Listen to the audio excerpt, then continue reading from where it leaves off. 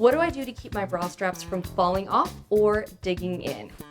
The answer here is several parts. Number one, make sure your bra straps are not too thin. A really thin bra strap might look really cute, but it has a tendency to dig in. Think of your body like a marshmallow, and if you were to wrap a piece of floss around marshmallow that's really thin, it's just gonna dig in. But if you wrap something that is nice and wide and maybe even a little cushioned around that marshmallow, it'll lay nice and flat and just give a good hug, and it will evenly distribute the weight without digging in. You can even buy a bra strap cushion, which you can put onto any strap, and that will evenly distribute that weight for you. Another really great tip is to check your straps and make sure that they're not too loose. So many people forget to actually adjust their straps. They are usually adjustable. So if your bra strap is falling off, make sure it can only go about 1 inch off your shoulder with some force. This is especially true for a slightly elastic or stretchy bra. Some people can stretch them all the way up and over their head. That is way too loose.